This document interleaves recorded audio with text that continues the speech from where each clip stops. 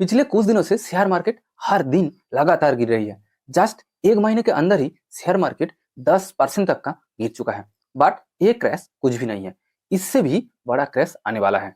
अगले एक दो महीने के अंदर मार्केट में 20 से 25% तक का बड़ा क्रैश आने वाला है। ऐसे सिचुएशन में आपको क्या करना चाहिए? आपके पास जो स्टॉक्स, म्यूचुअल फंड्स या ईटीएफ्स है, उन सभी को बेचकर आज ही प्रॉफिट बुक कर लेना चाहिए, या फिर आपको और लॉन्ग टाइम के लिए होल्ड करना चाहिए? नहीं नहीं, आप ये मत सोचिए कि इस तरह की बातें मैं आपको कह रहा हूँ। पिछले कुछ दिनों से यूट्यूब पर इसी टाइप की वीडियोस ट्रेंडिंग पर चल रही है, जहां बताया जा रहा है कि ये क्रैश तो कुछ भी नहीं है। फ्यूचर में अगले एक दो महीने में मार्केट में 20 से 25% तक का बड़ा क्रैश आने वाला है। देखिए, मैं इतना टैलेंटेड नहीं हूं कि फ्यूचर में मार्केट कितना गिरेगा या कितना ऊपर तक जाएगा वो मैं आज आपको एग्जैक्ट बता सकता हूँ। मुझे लगता है कोई आपको ये चीज नहीं बता सकता है। इसलिए मैं आपको रिक्वेस्ट करता हूँ कि आप किसी की बातें सुनकर पैनिक मत होइए। आप मार्केट की सिचुएशन को देखकर या मार्केट को एनालाइज करके डिसीजन लीजिए कि आपको क्या करना है। बट यहाँ एक चीज बहुत ही इंपॉर्टेंट है, मार्केट में एक गिरावट क्यों आई है वो आपके लिए एंड हर एक इन्वेस्टर्स के लिए जानना बहुत ही जरूरी। अगर आपको ये नहीं पता कि मार्केट में एक गिरावट के पीछे क्या क्या कारण है, तो आप आगे चलकर भी डिसीजन नहीं ले पाएंगे कि आपको क्या करना है। तो आइए देखते हैं पिछले एक महीने के अंदर इंडियन शेयर बाजार में 10% तक का जो गिरावट आई है उसके पीछे क्या क्या रीजंस है। शेयर मार्केट की इस डाउनफॉल के पीछे तीन मेजर रीजंस है। ये तीन मेजर रीजंस को हम एक के बाद एक जानेंगे। पहला कारण, एफआईआई यानी foreign institutional investors Indian share बाजार को छोड़ रहे हैं और वो यहाँ से पैसा निकलकर विदेश में इन्वेस्ट कर रहे हैं। डाटा के अनुसार नवंबर की सेकेंड वीक तक एफआईआई ने 24,000 करोड़ का शेयर्स बेच चुके हैं। आप सोच रहे होंगे कि ये एफआईआई कौन होता है?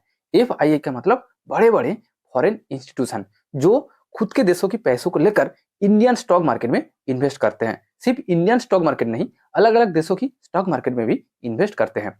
उन सभी को एफआईआई यानी फॉरेन इंस्टीट्यूशनल इन्वेस्टर्स कहा जाता है।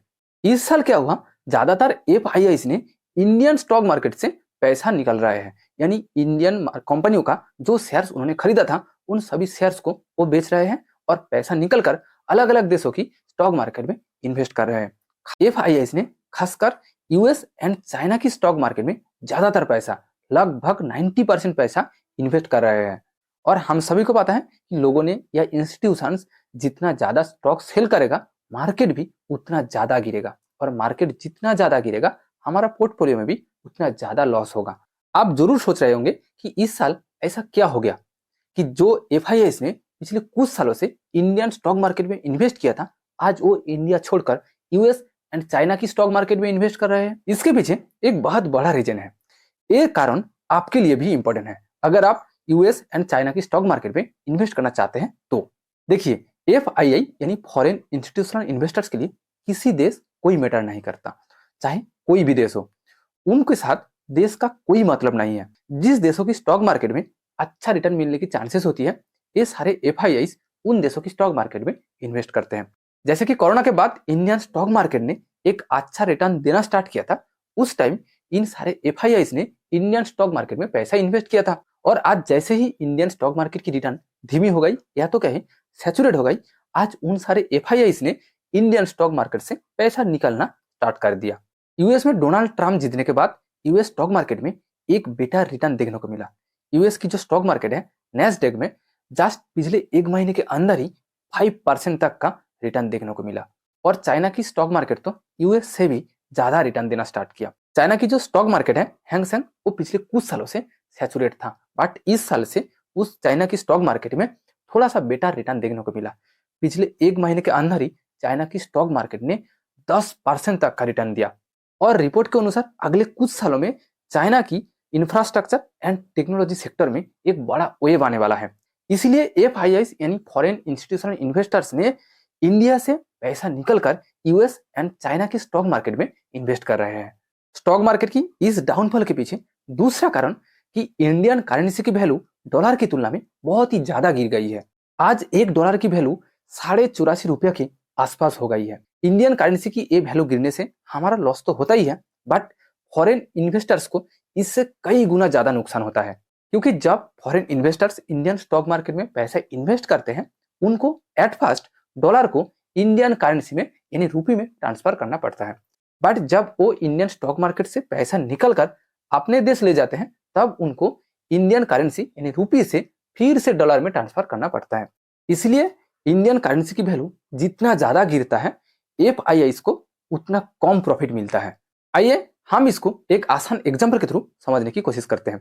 मान लीजिए कि एक फॉरेन इन्वेस्टर 5 साल पहले इंडियन स्टॉक मार्केट में $1 इन्वेस्ट किया और मैंने आपको पहले ही कहा कि एक फॉरेन इन्वेस्टर को इंडियन स्टॉक मार्केट में इन्वेस्ट करने के लिए एट फर्स्ट डॉलर को इंडियन करेंसी यानी रुपी में ट्रांसफर करना पड़ता है।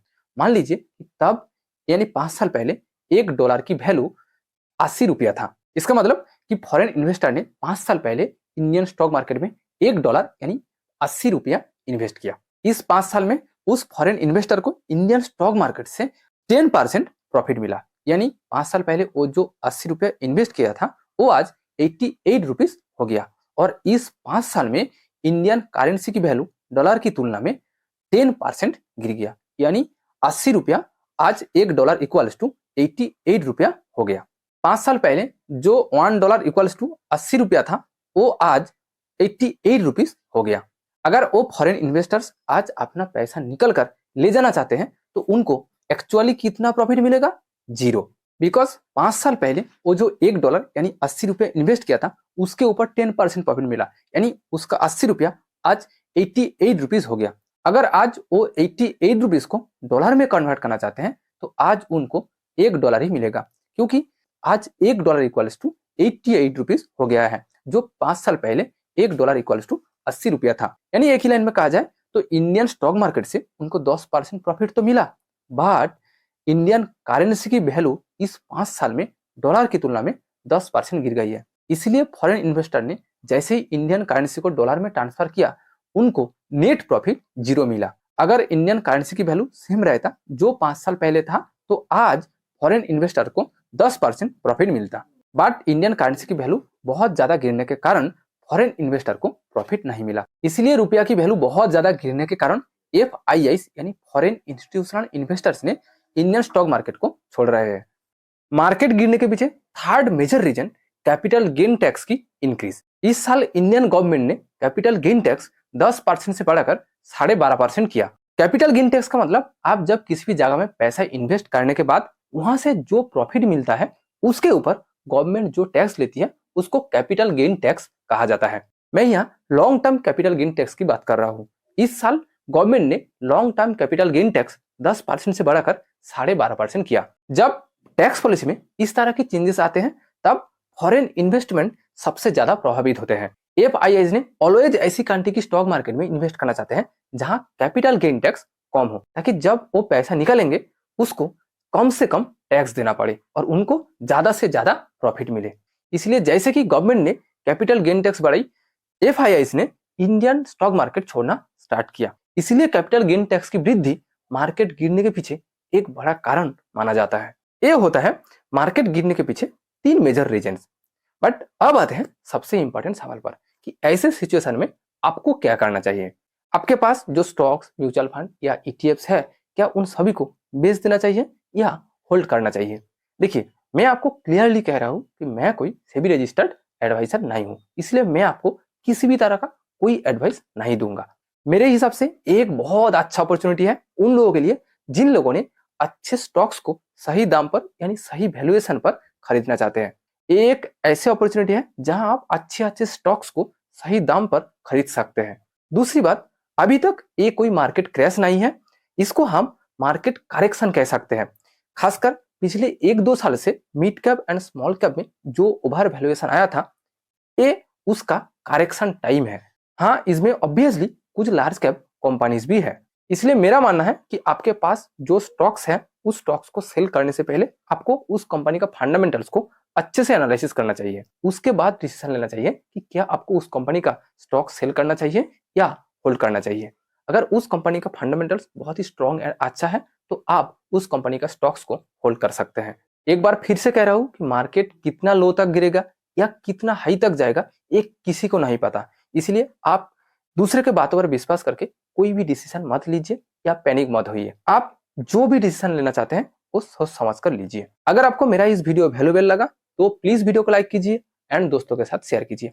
और अगर आप अभी भी मेरा इस चैनल को सब्सक्राइब नहीं किया तो प्लीज सब्सक्राइब कीजिए ताकि आपकी तरफ से भी मुझे कुछ वैल्यू मिले। Thank you for watching this video.